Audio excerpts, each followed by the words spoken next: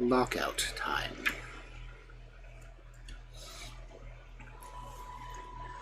It is frightfully difficult to know much about the fairies, and almost the only thing known for certain is that there are fairies wherever there are children. Long ago, children were forbidden in the gardens, and that at the time there was not a fairy in the place. But then children were admitted, and the fairies came trooping in that very evening.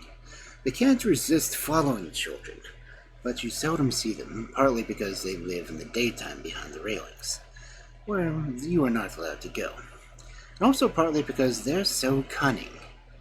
They're not a bit cunning after lockout, but until lockout, my word.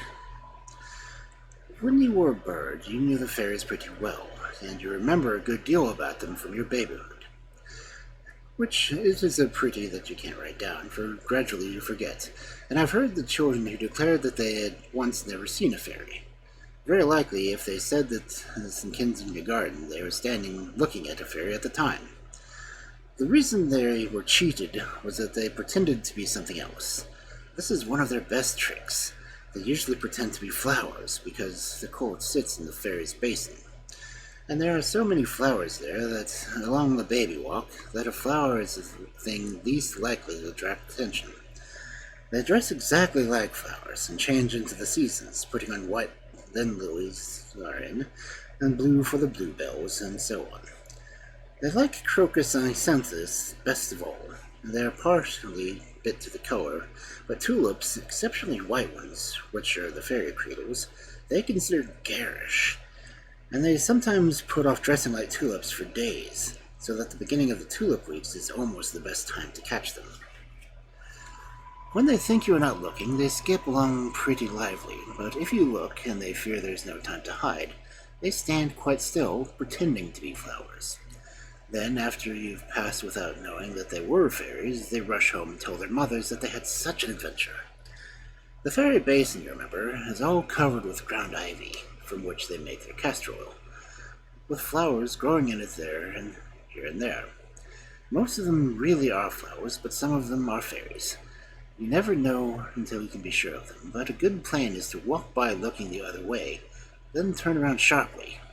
Another good plan, which David and I sometimes follow, is to stare them down. After a long time they can't help winking, and then you know for certain that they are fairies. There are also numbers of them along the Baby Walk, which is a famous gentle place the spots frequented by fairies are called. Once 24 of them had an extraordinary adventure. There was a girls go out for a walk with their governess, and all wearing hyacinthus gowns, where suddenly they put a finger to their mouth, and then they all stood in an open bed and pretended to be hyacinthus. Unfortunately, what the governess had heard was two gardeners coming to plant new flowers in that very bed. They were wheeling a handcart with the flowers in it, and were quite surprised to find the bed occupied. "Pity to lift them, hyacinthus," said one man. "Duke's orders," replied the other, and having emptied the cart, they dug up the boarding school, put them in the poor, terrified things, and put it in 5 rows. Of course, neither the governesses nor the girls dared let on that they were fairies, so they were carried far away to a potting shed, out of which they escaped the night without their shoes. But there was a great row about it in the morning, and the school was ruined. As for their houses, it is no use looking for them, because they are the exact opposite of our houses. You can see our houses by day, but you can't see them by dark. Well, you can see their houses by dark, but you can't see them in the day, for they are the color of night. I never heard of anyone yet who could see the night in the daytime. This does not mean that they are black, for night has its own colors just as day does, and ever so much more brighter. The blues and reds and greens are like ours, with a light behind them. The palace is entirely built of many-colored glasses, and is quite the loveliest of all royal residences, but the queen sometimes complains because the common people will peep in to see what she is doing. They are very inquisitive folk and press quite hard against the glass, and that is why their noses are mostly stubby. The streets are miles long and very twisty, and have paths to each side made to be worsened. The birds used to steal the worsted of their nests, but the policeman has been appointed to hold on the other end. One of the great differences between fairies and us is they never do anything useful. When the first baby laughed for the first time, his laugh broke into a million pieces and they went skipping about. That was the beginning of fairies. They look tremendously busy, as if they had not a moment to spare. But if you were to ask them what they were doing, they could not tell you in the least. They're frightfully ignorant, and everything they do is make-believe. They have a postman, but he never calls except at Christmas with his little box. And though they have beautiful schools, nothing is taught them. The youngest child, being chief person, is always the naked mistress, and when she called the roll, they all go out for a walk and they never come back.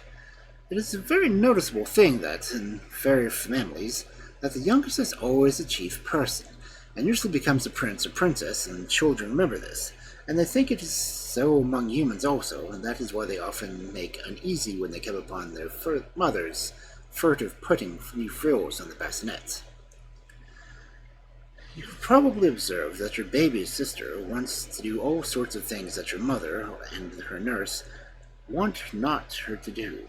To stand up at sitting down time, and to sit down at standing up time, for instance, or to wake up when she should fall asleep, or to crawl on the floor when she's wearing her best frock, and so on. And perhaps you put this down to naughtiness, but it does not. It simply means that she is doing what she has seen the fairies do. She begins by following their ways, and it takes about 2 years to get her into the human ways.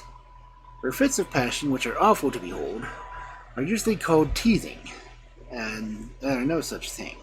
They're her natural exasperation because she won't understand her. Though she is talking a very intelligible language. She is talking fairy.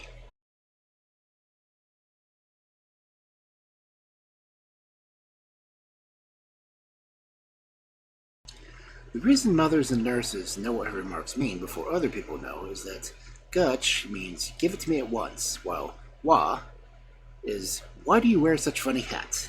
As because mixing of such things with babies, they have picked up a little of the fairy language.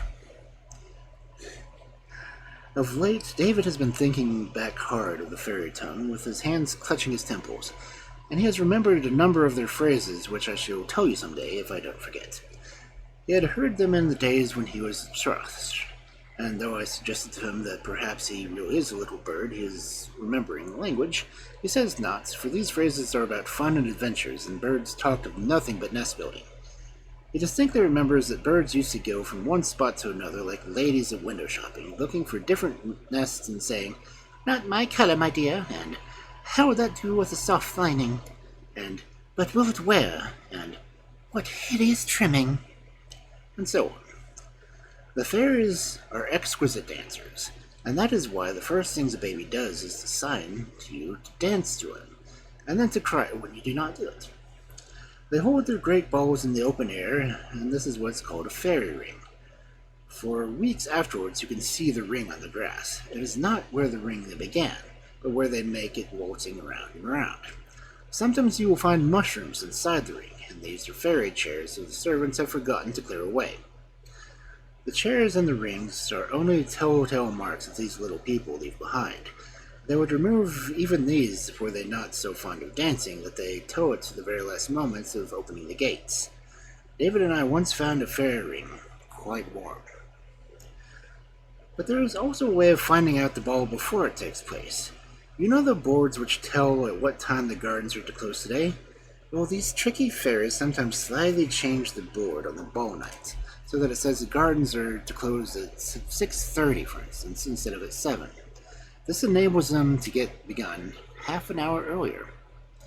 On such a night we could remain behind in the gardens, as the famous Mammy Mariner did, and we see such delights. Hundreds of lovely fairies hastening to the ball, the married ones wearing their wedding rings round their waists, and the gentlemen, all in uniform, holding up the ladies' trains, and linkmen running in front carrying winter cherries, which are like fairy lanterns. The cloakroom where they put all their silver slippers and get a ticket for their wraps, the flowers streaming in the baby walk, and so on. And looks welcome because they can lend a pen at the supper table, with Queen Mab at the head of it, and behind her chair the Lord Chamberlain, who carries a dandelion on it which he blows when Her Majesty wants to know the time. The tablecloth varies according to the seasons, and in May it may be made of chestnut blossom. The ways of the fairy servants do is this. The men, scores of them, climb the trees and shake the branches, and the blossoms fall like snow. And then the lady servants sweep it together, whisking them with their skirts until they look exactly like a tablecloth. And that is how they make their tablecloth. They have real glasses and real wine of three kinds, namely blackthorn wine, Barberry's wine, and cowslip wine, and the queen pours out, but the bottles are so heavy that she just pretends to pour out. There's bread and butter to begin with, about the size of a three-penny bit, and cakes to end with, and they're so small that they have no crumbs. The fairies sit around on their mushrooms, and at first they're very well behaved and always cough off the table, and so on, but after a bit they're not so well behaved, and stick their fingers into the butter, which has got to the roots of the old trees, and really horrid ones crawl over the tablecloth, chasing sugar and other delicacies with their tongues. When the queen sees them doing this, she signs to the servants to wash up and put away. Then everybody adjourns to the dance. The queen walking in front while Lord Chamberlain walks behind her, carrying two little pots, one of which contains the juice of wallflower, and the other contains the juice of Solomon's seals. Wallflower juice is good for relieving dancers who fall to the ground in a fit. Solomon's seal juice is for bruises. They bruise very easily, and when Peter plays faster and faster, they foot it still done in fits. For you all know without my telling you, Peter Pan is the fairies' orchestra. He sits in the middle of the ring, and they would never dream of having a smart dance nowadays without him. PP is written on the corner of the invitation card sent out by all really good families. They're grateful little people, too, and the princess's coming-of-age ball, they come of age on their second birthday and have a birthday every month, they gave him the wish of his heart. The way it was done is this. The queen ordered him to kneel, and then said that for playing beautifully, she would give him the wish of his heart. Then they all gathered round Peter to hear what the wish of his heart was, but for a long time he hesitated, not being certain what it was himself. "If I chose to go back to Mother," he asked at last, "would you give me that wish?" Now this question vexed him, for were he returned to his mother, they would lose his music, and the queen tilted her nose contemptuously and said, "Pooh, ask for a bigger wish than that." "That is quite a little wish," he answered. "As little as this," the queen answered, putting her hand near each other. "What size is a big wish?" he asked. She measured it off.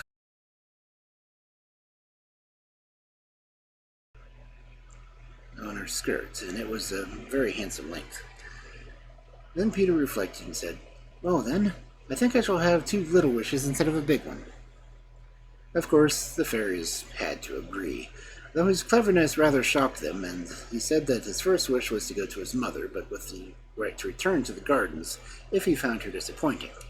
His second wish was one he would hold in reserve. They tried to dissuade him, but even put obstacles in his way. "I can give you the power to fly to our house," the queen said, "but can't open the door for you." "The window I flew out of will be open," said Peter confidently. "Mother always keeps it open in hope that I will fly back." "How do you know?" they asked, quite surprisedly, and really Peter could not explain how he knew. "I just do," he said. As he persisted in this wish, they had granted it, and they gave him power to fly was this. They all tickled him on the shoulder, and soon he felt a funny itching in that part. Then he rose higher and higher and flew away out of the gardens and over the housetops. It was so delicious that instead of flying straight to his old home, he skimmed away to St. Paul's, to the Crystal Palace, and back by the river in Regent's Park. By the time he reached his mother's window, he had quite made up his mind that his second wish should become a bird. The window was wide open, just as he knew it would be, and then he fluttered. And there was his mother lying asleep. Peter alighted softly to the wooden rail at the end of the bed, and had a good look at her.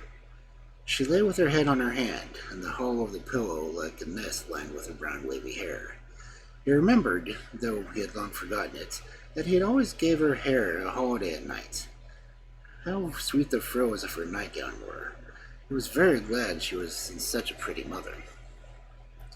but she looked sad, and he knew why she looked sad. One of her arms moved as if wanted to go around and round something, but he knew what it was wanted to go around. "Oh, Mother," said Peter to himself, "if you just knew who was sitting on the rail at the foot of the bed." Very gently he patted the little mound he made at her feet, so he could see her by the face that she liked it. He knew he had, by the way, to say "Mother" ever softly, she would wake up. Then always wake up at once if you say their name. Then she would give such a joyous cry and squeeze him tight. How nice that would be for him, but oh, how exquisitely delicious it would be for her. I'm afraid that is how Peter regarded it. In returning to his mother, he never doubted that he was giving her the greatest treat as a woman can have. Nothing can ever be more splendid, he thought, than to have a little boy of your own. How proud of him they are, how very right and proper, too. But why does Peter sit so long on the rail? Why does he not tell his mother that he's come back? I quite shrink from the truth, which is that he sat there for two minds. Sometimes he looked longingly at his mother, and sometimes he looked longingly at the window. Certainly it would be a pleasure to be her boy again, but on the other hand, what times those had been in the gardens! He was sure that he would enjoy wearing clothing again. He popped off the bed and opened some drawers to have a look at his old garments. They were still there, but he could not remember how to put them on. Socks, for instance, they were worn by the hands or on the feet. He was about to try them on one of each hand, and then he had a great adventure. Perhaps the drawer had creaked. At any rate, his mother woke up, and he heard her turn to say, "Peter," as if it was the most lovely word in the language. He remained sitting on the floor and held his breath, wondering how she knew that he had come back. If she had said "Peter" again, he meant to cry "Mother" and run to her. But she spoke no more, and she only made little moans. And then he peeped at her. She was once more asleep, with tears on her face. It made Peter very miserable, and what do you think the first thing he did? Sitting on the rail at the foot of the bed, he played a beautiful lullaby to his mother on his pipe. He had made it up himself, out of the way she said "Peter," and he never stopped playing until she looked happy. He thought this so clever of him that he scarcely resisted waking her to hear her say, "Oh, Peter, how wonderfully you play."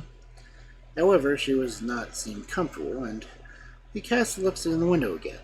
You must not think that he meditated flying away and never coming back. He had quite decided to be his mother's boy, but hesitated to bring him tonight. There was a second wish which troubled him. He no longer meant to make it to be a wish to be a bird, but not to ask for a second wish seemed wasteful, and of course, he could not ask for it without returning to the fairies. Also, if he put off asking his wish too long, it might go bad. He asked himself if he had not been hard-headed with the way he had flown away that night to say goodbye to Solomon. "I should be awful to sail in my boat just once more," he said wistfully to his sleeping mother. He quite argued with her as if she could hear him. "It would be splendid to tell the birds of this adventure," he said coaxingly. "I promise to come back." And she said solemnly, and he meant it too. And in the end, he flew away. Twice he came back to the window, wanted to kiss his mother, but he feared the delight of it waking her. So at last he played her a lovely kiss on his pipe, and then flew back to the gardens.